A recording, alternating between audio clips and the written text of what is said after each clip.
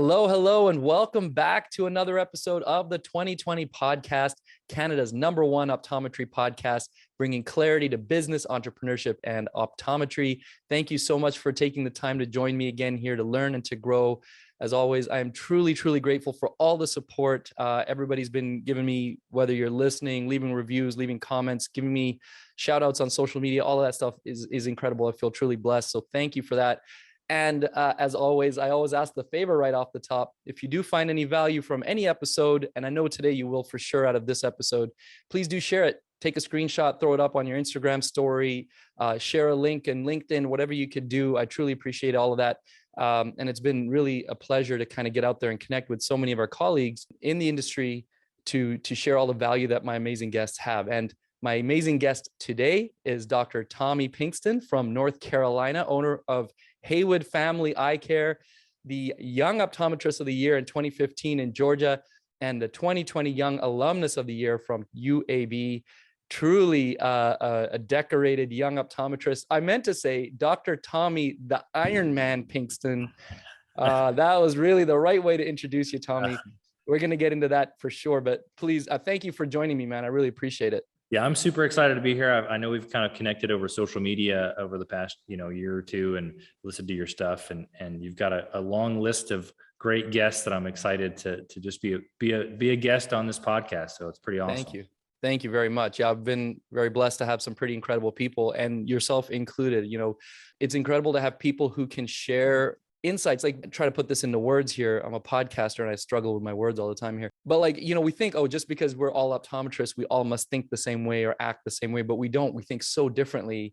And there's a lot of people who are doing things that are outside the box, or doing things that are hard. And we're going to talk specifically about that, with you today. But why don't you give us a little bit of a quick history of yourself, where you went to school, where you worked, and how you ended up where you are right now. Yeah, so I'm originally from Florida. I grew up in South Florida and went to school at Florida for undergrad at University of Florida, which I'm a huge Gator fan, football fan. Go Gators, yeah.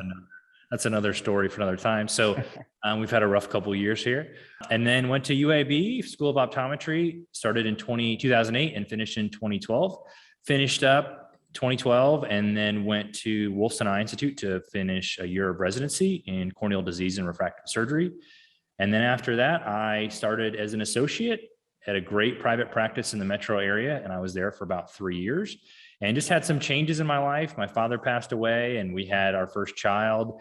And it really made me start thinking about what I wanted to do with my life, and kind of really put me in a perspective of pushing me to figure out, what am I going to do? Like, am I going to do this, or am I just going to wait around and wait for something to be handed to me? And decided, you know what, I'm all in. Like, all the chips are on black. Let's go. Like, I'm going to figure this out or bust. Like, we're going to do it. And so that was obviously, that took a little while. It just didn't happen over one thought process. And randomly, my partner, I've got a business partner who graduated with me in 2012. We actually did rotations together. She randomly reached out like, hey, do you want to move to North Carolina? And at that time, I had no North Carolina license. And probably most people know that North Carolina for optometry is not one of the easier states to get. Oh. And so I was kind of like, okay, well, I'm not a great test taker. Never been the best student. This is going to be challenging, but let's just see what this is like. And so I came up here and visited, and my wife and I fell in love with the area, and we're like, let's do it. So we sold our house, and wow. I kind of told my employer, like, hey, this is great, but I'm out of here. And yeah, so 6 months later, we went from living in Georgia and having a great steady job and income and a great practice to kind of starting over in a sense. So we had to build, and the practice I'm a part of has been established since the 50s. So it's not like we were going cold, but it was a very smaller 1OD practice. My partner had done a great job of bringing it up to current standards and putting in new equipment and just all the changes that you would have at a practice that needed some changes. And so I joined her. And then over the past 6 years, we have seen tremendous growth with just in terms of seeing more patients and a lot of our internal changes in terms of how we develop staff and our leadership. And then we just recently finished our new building, which you can see behind me. We finished that in October and finished in October, moved in October. And that was a big upgrade. We went from about 2,000 square feet and 4 exam lanes running 2 doctors to now we have 3 ODs. So it's myself, my partner, and associate, and we have 8 exam lanes and about 5,000 square feet. Wow. So it was quite a big change. So the past 6 years, I feel like I've just over the past 6 months really had a chance to breathe in terms of being able to logistically figure out what those changes look like. And so that's kind of a short story of where I'm at and how I've gotten here. And I love it. I absolutely love private practice. I couldn't find a better way to practice. Yeah, that's incredible, man. There's a lot packed into that quick little story that you just gave us. Wow. So many things that we could spend a lot of time talking about, but the fact that you, uprooted your family and moved to a totally new place, didn't even have a license to practice yet. Incredible that you had the courage to make that kind of move, man. It's tough I can only imagine how tough it is with such a young family. And you're already kind of starting to plant your roots there and all of that kind of thing. So that's incredible. And that's part of what I wanted to talk about is actually really, as we were talking about before, one of the core things I want to talk about is the mindset. Like I've heard you say before, one of your sort of mantras, if you will, is, do hard things. And you even share that with your family. You talk to your kids about that, right? I love that. And part of this podcast, part of the reason I started this podcast is to share these kinds of mindset things with my friends and my colleagues, and ultimately with the audience now that listens. We can get clinical tips from a lot of different people, but to hear about the mindset that goes into changing your entire life, uprooting your family, doing all these things, it's so key. So I want to actually dive into that. So let's start wherever you think it's the right place to start. If you want to start with do hard things, if you want to start with what it took for you and your family to kind of get comfortable with making that big leap, I'd love for you to just go with it.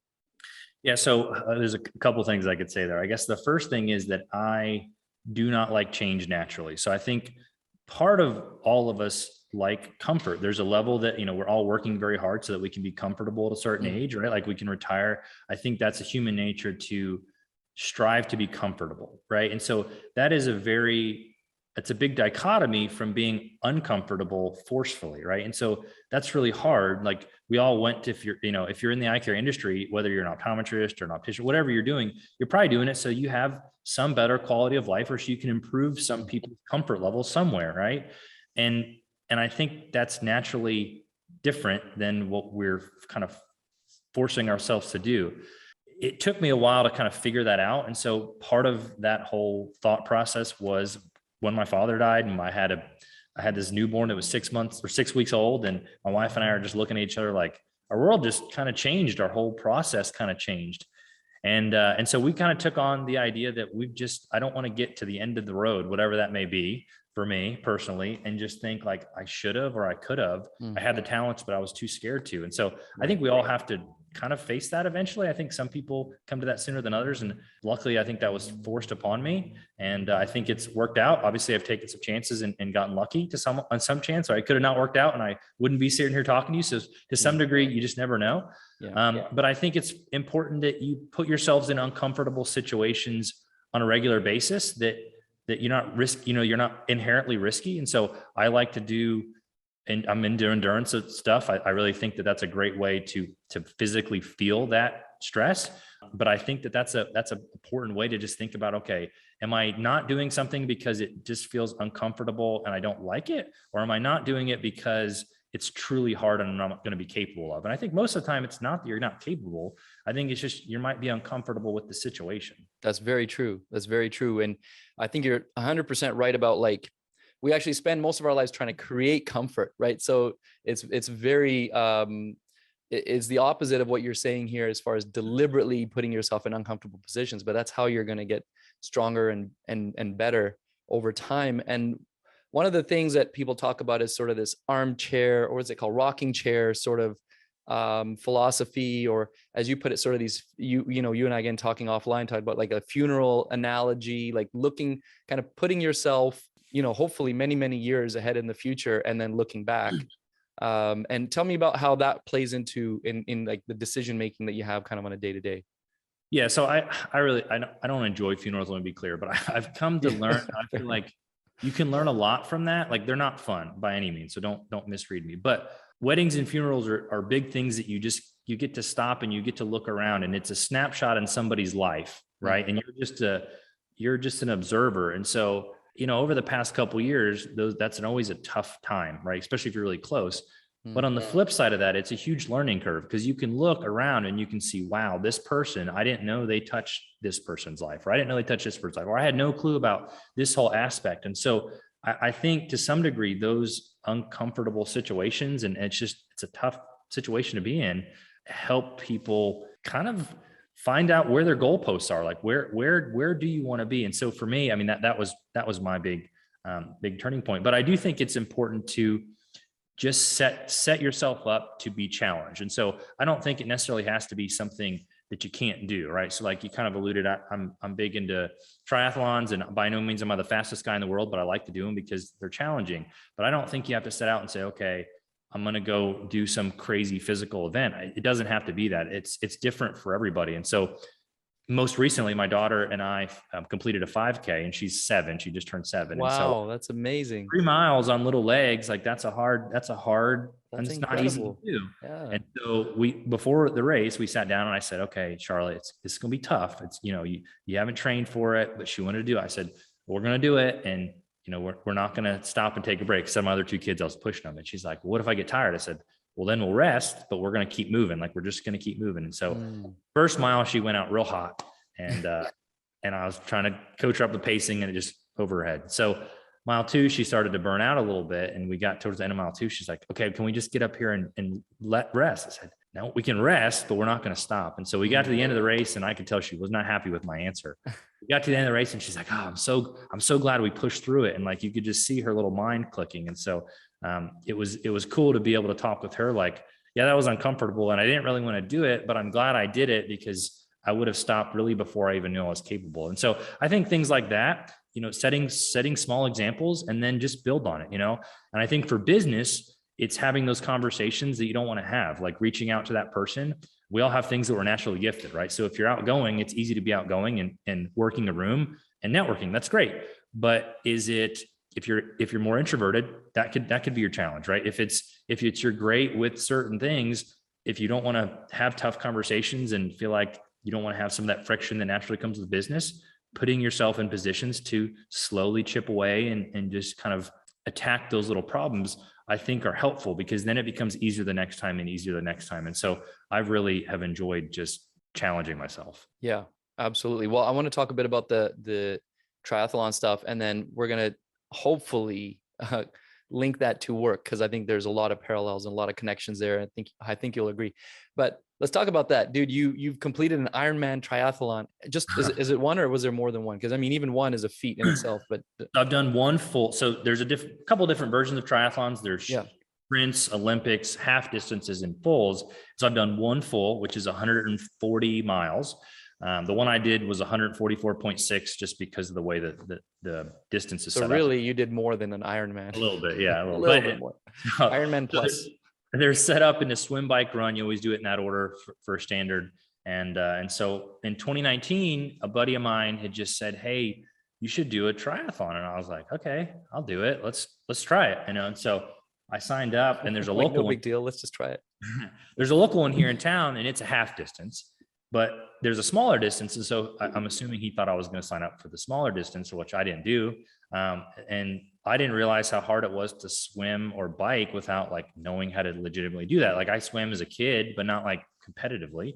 Yeah. And I knew how to ride a bike, but not like competitively. And so I finished that race, and it kicked my tail. Like, I finished it, but it was, I was talking to my maker at those points. Like, it was a tough race, probably the toughest race I've ever done, because I was not prepared. I just winged it and thought I was prepared. And then COVID started to come around, and I was like, you know what?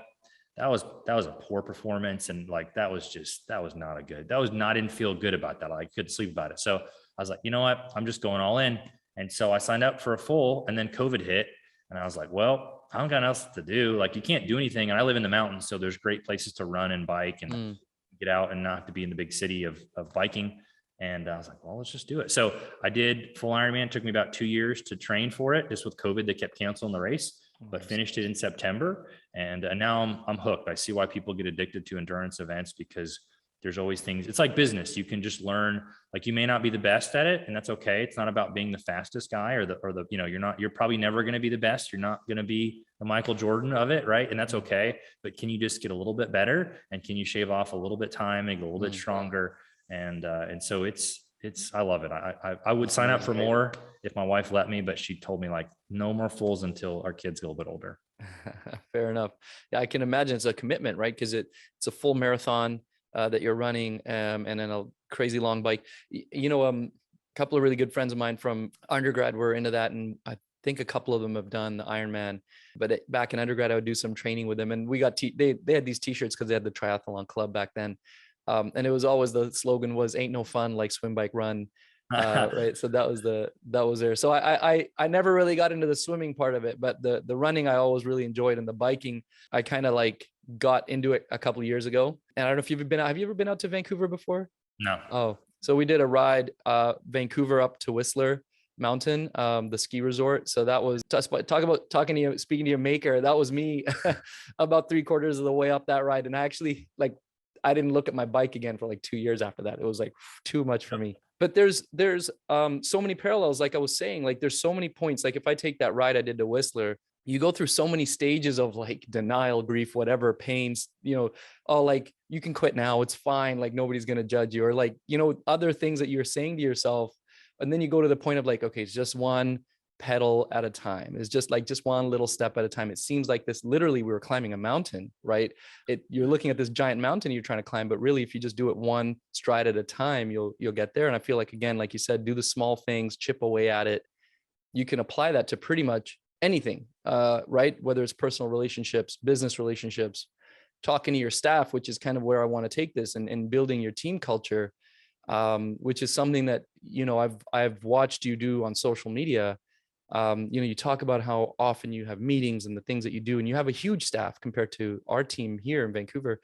So I'd love for you to tell me, A, do you see those parallels that I'm talking about? And B, how do you apply those to your work and your staff and your business? So yeah, I think there's a lot of parallels between just physical challenge and business or just life. So I don't think it's just triathlons. I think a lot of it, what you just said, is how do you talk to yourself in those tough moments? Like when you're on your worst day, what do you tell yourself? Because it's really easy to get up in the morning when everything's going great and you got a book full of patients and everybody's going to come in and say how awesome you are and you're going to do all this stuff great. Like that's great. Like that's easy. But how do you do it when like somebody just quit, you're understaffed, when COVID hits? Like there's all things that we've all had that we just go, I don't really want to do this today. I just don't. And like life's still going to move on. Sun's coming up. Just what are you telling yourself and how are you going to get through that? And that's for me, physical challenges, like at your toughest point, like in whatever race you've done or 5K or just going to walk and get the mail. It doesn't really matter what it is. Like you don't want to do it, but what are you going to tell yourself to get up and just to continue? And I think that kind of self-talk is huge. And by no means am I naturally a positive person. I think we're all kind of on a spectrum of like, I'm not that, I will tell you. I know it seems like I'm probably, if you're watching this, but yeah, it's not me naturally to go, this is great, it's all perfect. Like I'm naturally probably more of a pessimist and kind of think of what's going to go wrong. And so it's very hard and uncomfortable for me to go, okay, I can totally do this. It might be really awful and I don't like it, and that's okay. Put that away and let's move on and let's deal with it rationally as best I can. So I love that. And I think that helps.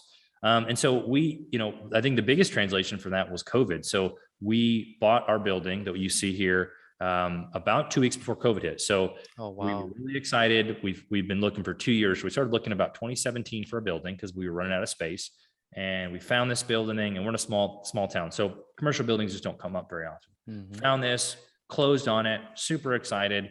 And then we came back from Philadelphia trying to work with some people on some frame stuff. And then boom, COVID hits. And so it's like, well, what do we do? Like, what are we going to do? And so I sat down with my wife, a couple of days after we had to shut down. I said, we're going to be along for the ride. And this is before we all knew what was going to happen. Like we just purchased a building, like we can't see patients, like we're just going to liquidate and hang on to as much as we can. Like it's over. Yeah. And so that's naturally something I went like right to the negative side, but obviously, you just kind of have to push through and think about how you're going to approach it step by step and take it one bite at a time as best you can. We try to do that a lot with our staff. And so part of what we do with our staff, we've got a staff right now about 17, which should be around 20. We're very understaffed right now with just some current, obviously it's hard to find great staff. And we try to focus really hard on our staff. And so I know a lot of offices focus on patient first, and how that goes. And the patients are important. Don't misunderstand me. But for me, I think it's focusing on your team and focusing on the people you have in your office every day, because I cannot make every patient happy. There's just no possible way I can do that. I'm going to try my best to meet everybody's needs, but I just can't do it. I can't make 20 people happy either, but I can try to make their lives a little bit easier by being their employer, the best employer I can be.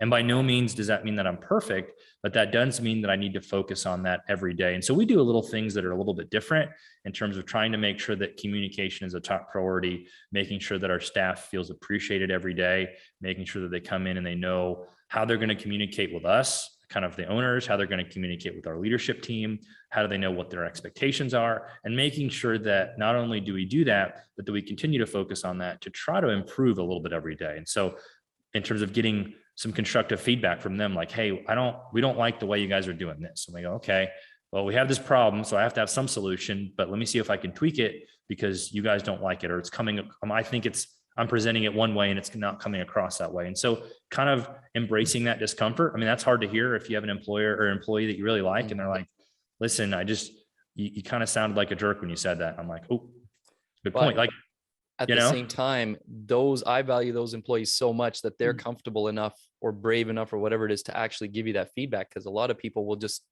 keep it internal, right?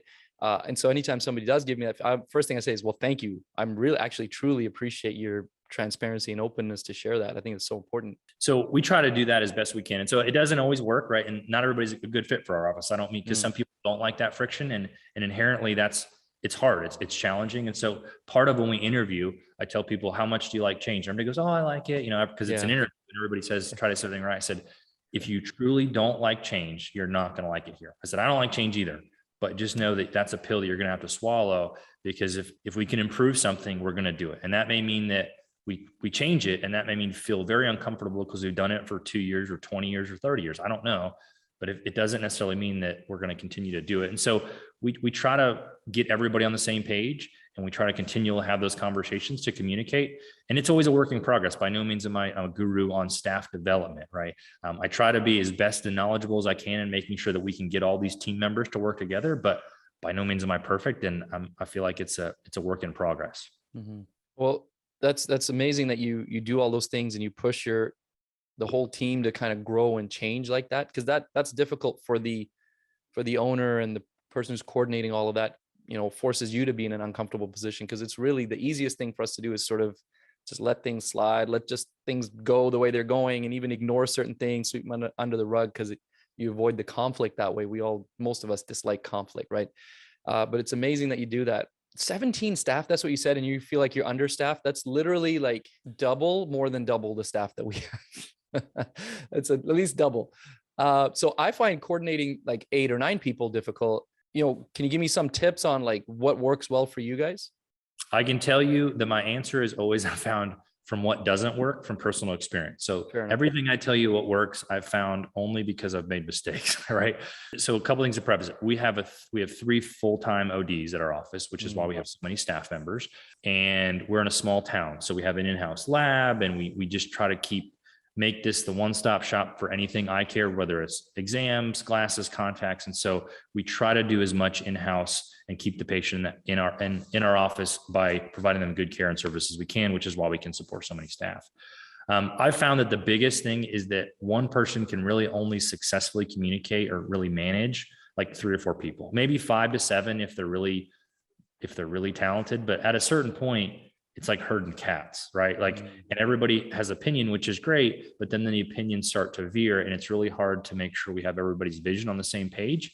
And so we try to break our team up into very manageable, smaller teams. And so we have right now, and will grow as our staff grows. Right now we have it by department, right? So I have an optical team of about 3 to 4, and I've got a technician team of about 5, and I've got our front desk team of about 3 to 4. And so depending on how many people we have at the time, I can go to one person that has kind of a leadership role. So with that being said, we can come together as a staff, which we do every Monday, and talk about big issues and And those meetings are kind of more general based. We try to keep it topical where we can go over some numbers and some metrics that deal with the business, but also just have some pressing issues and kind of have a get to know each other. Like we try to do a question of, like today we did, what was your favorite Easter candy? But a lot of times we'll do like, tell me two things we did. Tell me one thing that happened to you great last week personally, and tell me one thing we did as an office great. And so that gives them a chance to kind of just give some shout outs to stuff that I don't see, right? If I'm in the back seeing patients and my front desk person handled a really spicy patient up front and diffuse a situation before I had to come up, that's awesome, but I don't even know what happened. And so having them be able to kind of raise each other up is helpful. And then we have those teams broken up. So then we have separate leadership roles. And so like we have a team lead, we just noted as a team lead, where if I have an issue with, and I have all my techs know something, I can either have a meeting, which may take me a week to do, or I can go to my team lead, Jennifer, and say, Jennifer, here's the deal. We need to adjust this. I need you to make sure that this is continually be misspelled. And then she can talk with them on the fly a little bit easier. And then she's got 3 or 4 people she can manage. And so that was we did that about 4 years ago, which it sounds very simple. I'm a simple person and it takes me a while to kind of figure things out. And so once we did that, it was much more helpful because then we could create a 2-way communication system. So then I could have all my leaders meet and I could say, okay, what's the problem? And they could say, listen, everybody's aggravated. We're understaffed. We're all stressed. And I could say, okay, versus the alternative, I would hear lots of whispers and it would just feel like a bad culture. And then you're like, well, people aren't appreciate what we're doing, darn it. And it's like, well, that's not the case. They just don't know how to approach you. And now you have people that can candidly say, we got to fix this. And they can just kind of lay it all out there. And I'm more I'm more willing to listen too, because I feel like I'm not being attacked and that's kind of their job. And so it's not perfect. Obviously it's always work in progress, but for us, it's helped us really make sure that we can capitalize on our growth and make sure that we can make people feel listened to and welcomed and valued. And again, there's always room for improvement. So right now we're trying to tweak it a little bit and make sure that we can kind of have some little bells and whistles on it a little bit easier. But that's essentially how we structure our team. Yeah, I like that. And to me, I've heard that from a few colleagues, who do have these bigger practices, and ours are both growing. And I hope that we'll be kind of talking eventually in the near future numbers like yours as far as number of staff and all that kind of thing, as we have more doctors coming on daily. But like it's what it looks like, starts to sound like, is almost like and I don't mean this in a bad way, I mean this in a good way, kind of like a corporate structure. Like you're the CEO and then you got your VPs and your VPs are looking after. And I know that sometimes that seems a little cold or whatever. We don't like to be corporate, right? But it's amazing to implement that into an optometry practice, because I think most of us as doctors think, well, I'm just going in to see patients. That's my job. I don't need to, I don't know how to deal with all the other things. And because you don't know how to, because you don't have the structure to, then it actually limits your growth. So when you implement a structure like this, you can really give yourself the room to grow more smoothly. And of course, like you said, you learn these things from making mistakes, but the fact that you learned from it, we all make the same mistakes. Now the question is whether you learn from it, right? You've learned from it. You've implemented these structures. I think that's amazing. And it's kind of cool, right? I look at you as sort of like the CEO of this organization that you've created, yourself and your business partner. But the other thing I find that's interesting is having that person who's the lead you kind of need that buffer sometimes. So I kept always go to my staff and be like, my door's open, come and see me, come and talk to me, come straight to me. But they don't want to do that.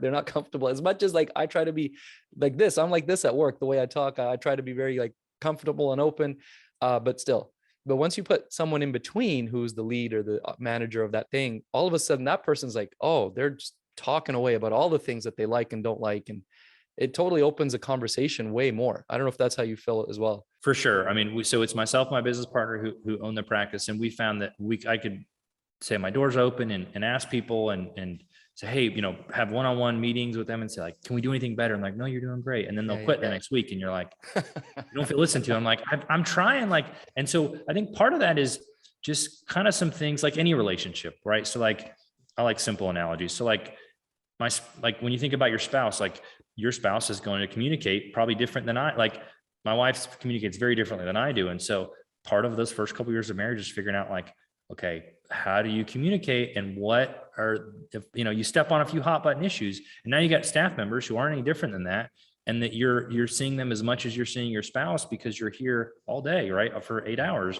And so it's figuring out how you can get them to buy in. but also make sure that they feel comfortable. And it does help. I think too, one of the things that I found most beneficial is when the light clicked for me, and I forget who I got this idea from, but people really want to be a part of a bigger vision, right? Like we all are part of organizations, like whether you're part of a church or a religious organization or sports or like a kids group. Like think of it like when you're a kid, like you're on a sports team, and part of the fun is being on a sports team, but part of it is just like hanging out and I'm being with my buds and whatever. Like, so we all want to be a part of that team, and we all want that team to win. And sometimes we're going to have some friction. We might not get along, but we have to have a vision for our team. And I think having a clear, concise, repeatable vision that you can tell your staff, no matter what type of business you're doing, I think is helpful. And so like I repeat our vision on a regular basis, and I'll tell our staff like, hey, we want to be the best practice in the state and eventually the country in terms of what we're going for. And so like, that's not like a finish line goal. It's not like, hey, we're going to get to X value in terms of the receipts we do every day, and that's our finish line. I mean, it's tangible, but this is something that is an ever unattainable goal in a sense. And so I think trying to get your staff involved in communication, but also figuring out like getting them pointed in the right direction of, okay, why are we doing all this?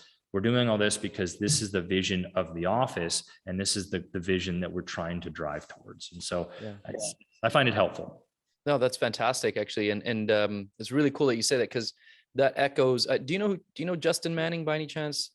No. So Justin's a great guy. And so this podcast we're recording right now, this is going to go live a couple weeks after the podcast that I had Justin on.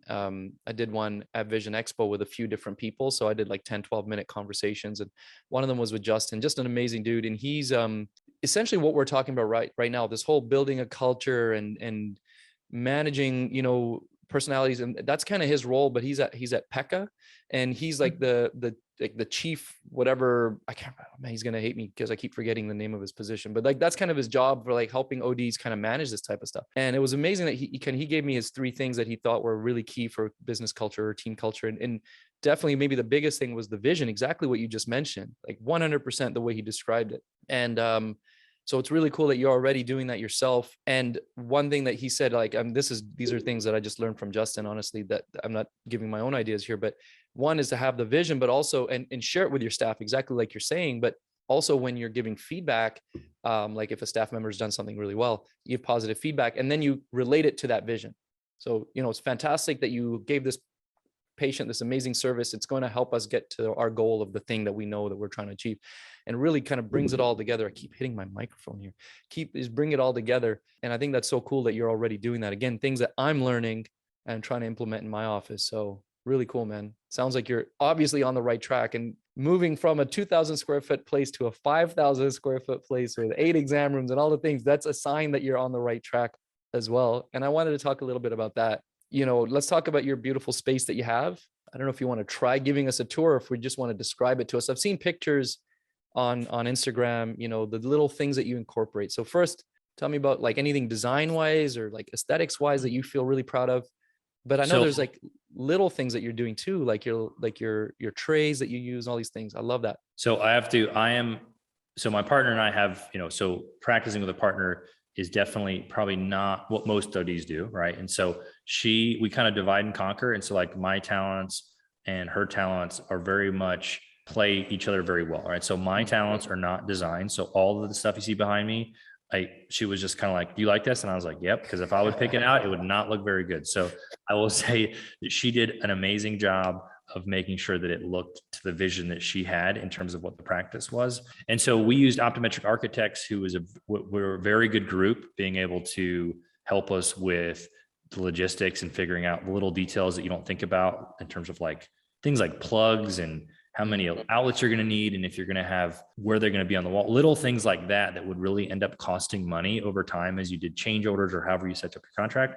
And that was super helpful. We tried to keep the history of our practice. So our practice was originally started in 1955 in downtown Waynesville, which is a very small town. We have about 10,000 people in our town, and it's been there. And it's it was a cool little feel where I could walk outside and go across the street and get a coffee at the bakery that was there for a while, or walk, after work and get a beer if I want to. It's a cool little, it's got this Mayberry feel where everybody knows everybody, and it's just a nice little feel. And so it was kind of a hard thing to feel like we're going to move this practice that had been so successful and so ingrained in one of the longest running businesses in our area off Main Street. It just kind of felt like we were doing it wrong, essentially.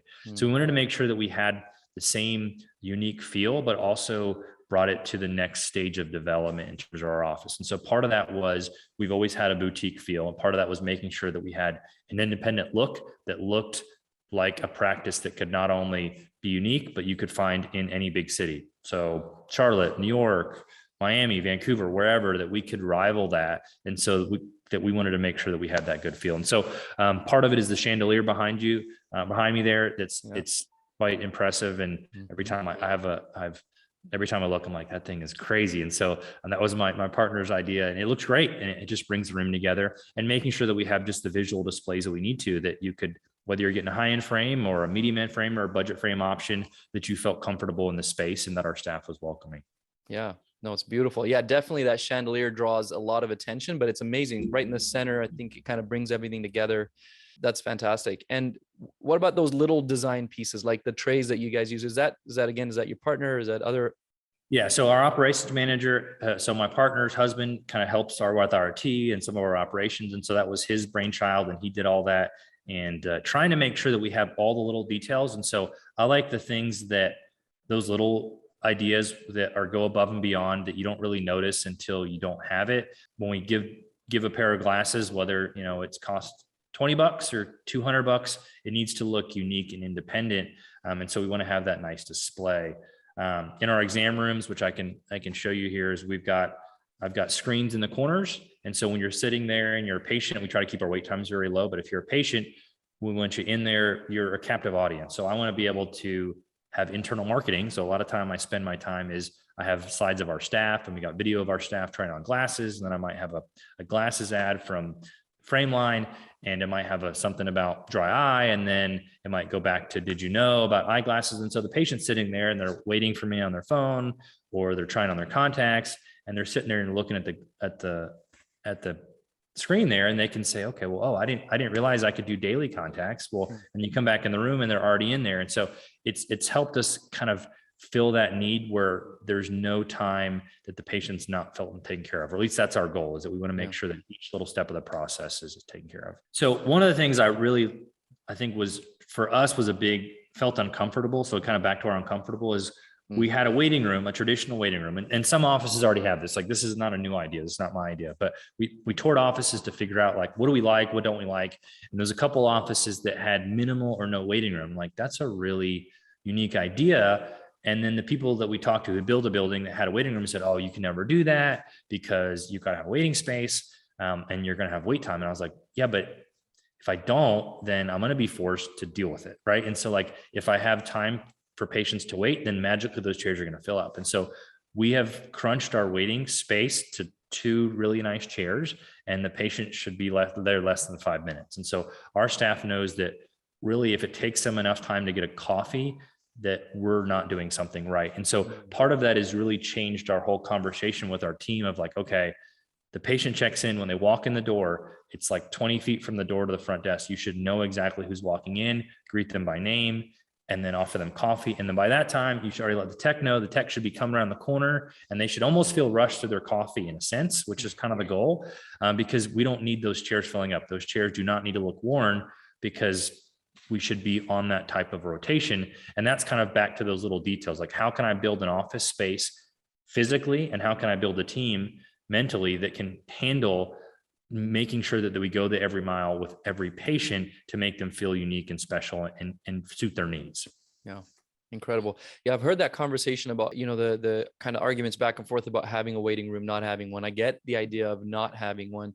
And in our office, both offices, actually, the waiting area is quite small. There's only a few chairs. That was partly out of necessity, just to, like, maximize the square footage, but also deliberately in that, like, we didn't want to have a big giant waiting area. I mean, again, you want, like, dollars per square feet. You want to make sure each square foot's being used the best way it can be. Right. So that was one of the things, but also because if you don't have the seats, also, it kind of forces people to walk around, browse glasses, other things like that as well, which can be more productive. So I kind of lean towards more the way that you went, and if we were to build another practice, I would do the same thing where I'm like minimal, if any, waiting area. So do you, just totally out of curiosity, do you have like a kids area, like a play space or anything No, like that? we don't. And so I have 3 kids. And I love my kids, and I'm not a peds guy. Like, I'll see kids, don't get me wrong. It's just not my forte. Fair enough. We're in a small town, so we'll see everything. I'll see kids Yeah. from 2 to, I'll see 100-year-old patients, but I wish I could find somebody who absolutely loved peds.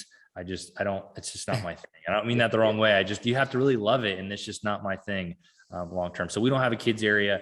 I think long-term, if we could find somebody, if anybody listening wants to move to Western North Carolina, I'll build you a kids area and you can come and see all the peds patients you want. But I think that'd be a great addition to a practice, like in terms of thinking about, if I were to build a practice and how do I make my space usable, I think making space that if it's going to be a dead cash flow area, right? Like a waiting room doesn't make you any more cash flow. It makes patients comfortable, but there's no cash flow that comes out of that. Then is it going to add to your practice in terms of the feel, right? And so I think that's utilizing those spaces as best you can. Yeah. For us, I think the biggest thought about the waiting room issue was if you walk into a doctor's office and there's like 10 people in there, it doesn't feel good. Like I don't like that feeling, right? It's different. Like if I go into a restaurant and there's a 30-minute wait, I'm like, okay, this must be good, right? It's the opposite, right? In a doctor's office, like I don't want to see 30 people waiting because that just already raises my blood pressure, right? And so if I walk in and I'm immediately greeted and there's no one sitting there and I see people, but they're all like browsing glasses, my initial reaction is like, cool, this is going to be a good feel. And so that like immediate 30-second feeling for patients, I think is very important. And I think you have one chance to do that, right? Because if you walk in and your receptionist is mad and she's like, okay, are you here for your exam? You're like, whoa, okay. Like it's immediately off to the bad start. No matter how well you do and how good care you do, they're always going to be like, I had a great eye exam, but the receptionist was rude and like I had to wait and it just didn't feel right. It's that feeling and that perception that becomes reality for those patients. Absolutely, it does. Yeah, the feeling, right? I can't remember the exact saying now. Was it Maya Angelou? Was like, people will forget what you say to them, but they'll never forget how you made them feel, right? I think that's so valuable and important when you're trying to build something like this that's going to have staying power, and especially in a small town, but even for bigger cities, word of mouth is still key, right? So having people leave with that feeling, and going back to what you were saying before, focusing on your staff. The staff is the people who often will leave the patients with that feeling. So starting by focusing on your staff actually is maybe more important than focusing on the patient. So that all kind of comes full circle. That's awesome. Before we kind of get towards wrapping up, I want to go back to the do hard things thing. Are there any other thoughts you have on that? Because I kind of want that to be like the core of this. Like I want to encourage our friends and our colleagues out there to embrace challenges and do the, kind of venture into the unknown and go past that edge of their comfort zone, that type of thing. Is there anything else you want to share on that note that might be helpful?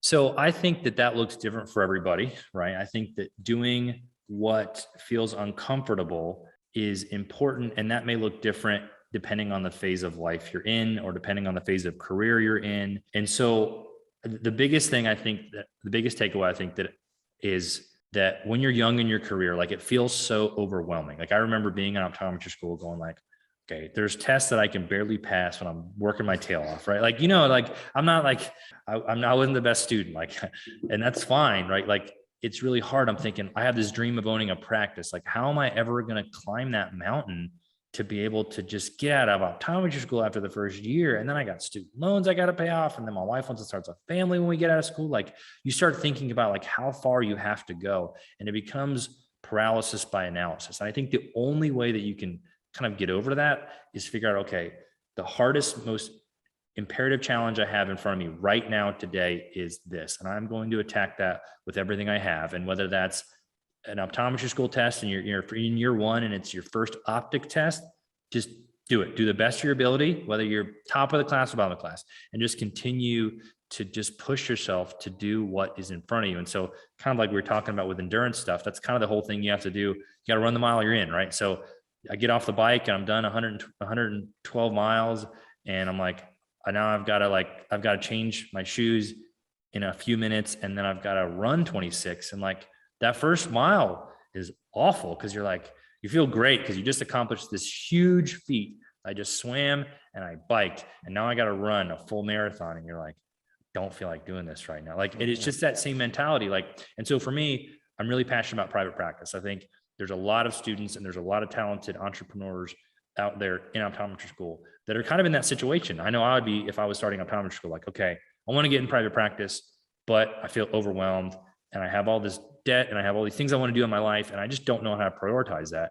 And my thought would be just go after it. Literally just write yourself a little note, like a do note, write it on your mirror in your apartment when you're saying, okay, I'm going to be a practice owner by 2030. Right. And it doesn't mean that you're going to do it. It doesn't mean you're not going to do it, but just physically like set little, I like those little, and they're kind of silly, but like I'll write things down like before I do it. So like for 2 years on my whiteboard in my house, I said, become an Ironman. Like I was going to do that. Like, and on days that I felt like not doing it, I'd go up there and I'd slap the heck out of it and be like, okay, yeah, I'm going to do it. Like, I'm just going to do it. And so I think it's just really thinking about your goals and like visualizing yourself going, okay, my practice is going to be so big and it's going to be this, and it's going to look like this when you're in your apartment in your first year optometry school. I think that's helpful to really embody that uncomfortable, because it's hard. I mean, it's hard when you're in the thought of it and you're in the thick of things going, I don't want to study for this test. Like, I mean, we all were there. 100%. Does that answer your question? That's amazing. Yeah, that's fantastic. Sorry, I wanted to give you space to keep going in case there was more.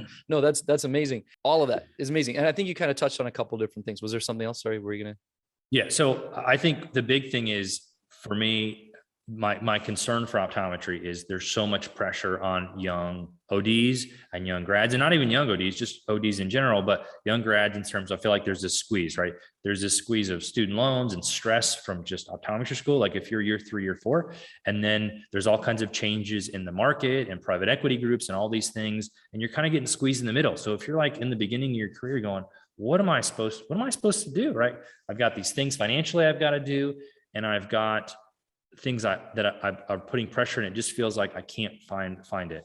I think just taking as many at bats as you can. And so like for me, I knew I wanted to own a practice eventually, and I ended up doing residency. Like I did a residency and I didn't even apply because I didn't realize I'd backed out of a job and then lucked into a residency. And I took an associateship knowing I wanted to do a job, and then I lucked into it. But it's just continually taking those at bats. Like, okay, I'm just going to continue to put myself in situations where maybe this works out, maybe it doesn't, but eventually it will find you if you continue to push yourself. And so I'm very passionate about, if you're listening to this and you're in private practice, I beg of you, just do it, because you will not regret it. I think if you ultimately long-term make yourself a promise that no matter what happens, no matter life stresses, I think that it's worth it in the end. And I think optometry wins, right? The more aggressive entrepreneurs we have, I think the better, right? Like let's get optometry excited about private practice,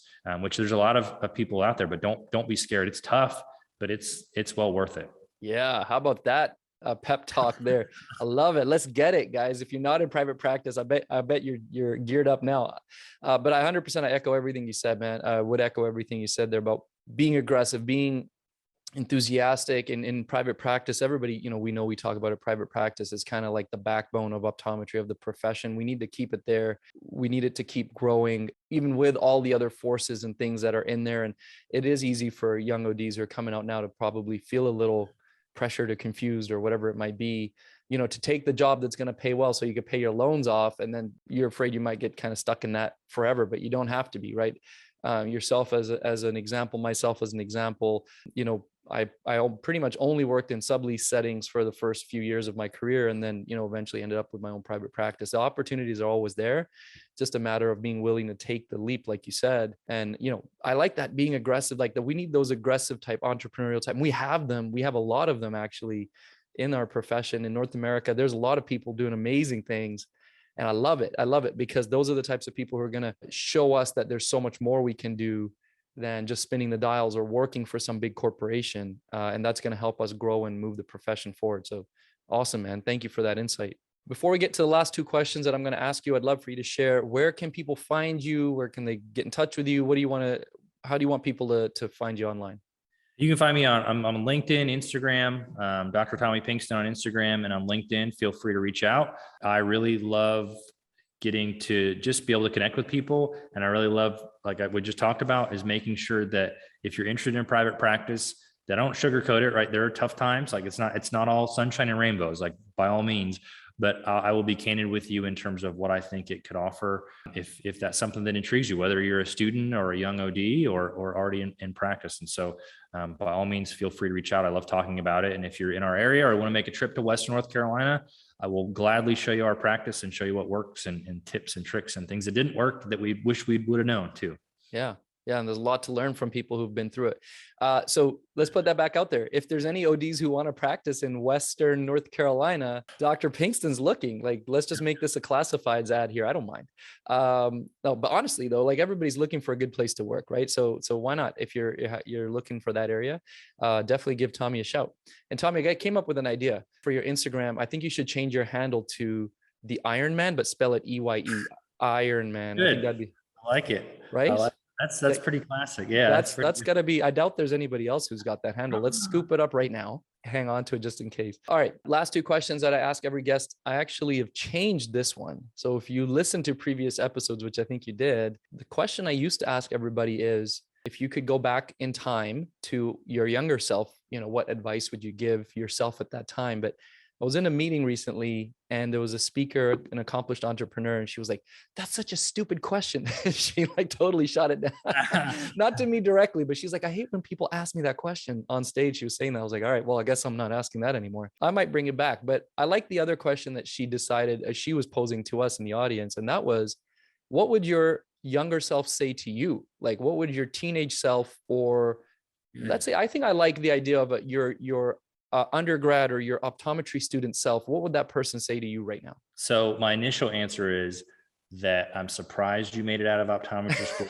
Right. So it's funny that I was very much kind of the class clown. We were at UAB, so we're about 40 students. So it was very much like, it's always playing practical jokes and that type of thing. And my partner was our valedictorian. So we were very different personality. So that's probably the first thing that I would tell myself.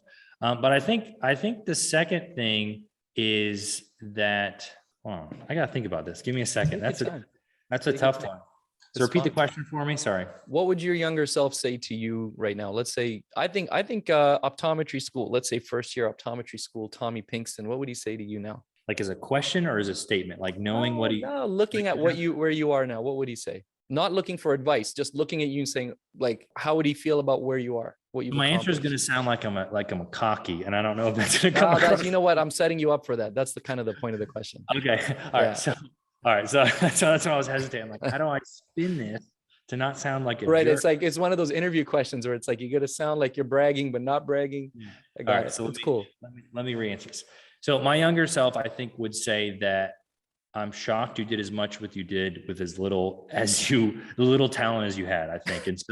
And I think that has come from just taking a lot of at bats and having lots of mistakes, right? Like just continuing. And I think the flip side is that's what I would kind of tell my younger self is like, just continue to embrace failure. I think that's probably one of the biggest regrets that I have is still feeling uncomfortable with failure. Like I think most entrepreneurs get used to failing and it just becomes part of the process. And so I still do not like that. And I think probably most eye care providers don't, because we're very, not perfectionist is a bad term, but we're very like data driven. Like we want to get the refraction just right. We want to make sure everything's 20/20. Like that's how we measure our success. And so to have an unsuccessful venture or to do things unsuccessfully just feels uncomfortable. And so I think that's what I would tell myself, 10 years ago is like, just be okay with striking out, because something will come of it. It may not be good. You may not love it. It may not be what your goal was, but you can use that to make yourself better and to just learn from it, essentially. That's great, man. That's great. Apologize for putting you in the awkward position of having to pump your own tires, so to speak. That's right. But that's kind of the point of that question. It is, take a second to see where you've come, how far you've come. And, like, that's awesome. I wouldn't have known that was who you were back then. And so it is definitely an accomplishment to come from being the class clown to being, the accomplished optometrist and business person that you are. So the last question, which again, you've probably heard now, I'm not changing this one because I still like this one. Everything you have accomplished to now, young OD of the year, alumnus of the year, business owner here of this beautiful practice, family man, how much of it is luck and how much of it is hard work? That is a hard question. I think a lot of it is luck through hard work is how I'll say it. I think that to some degree, there's some randomness in life that you have no choosing. Like I don't get to choose where I was born. I don't get to, like that's just part of it. And I can only make with my hand what I can do, right? Like I got a hand in life, and that hand may be better or maybe worse. And there may be things that are easier or harder for me, but I've got to work that hand hard as best I can and play it to its full potential. And I think that for me is like, okay, I'm unlucky or I'm lucky. It doesn't really matter. Here's my hand.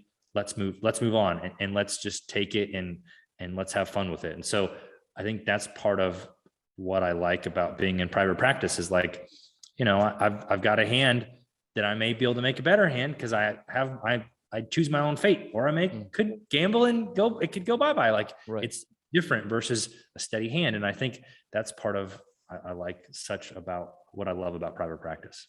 Yeah.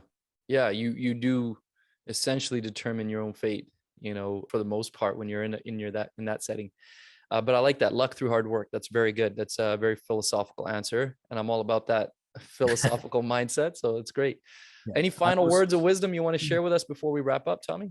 I almost brought up the memento mori thing. I'm sure you're familiar with it. Oh, please. Let's go talk about that, man. I'll talk about that all day. That's great. Memento mori makes sense.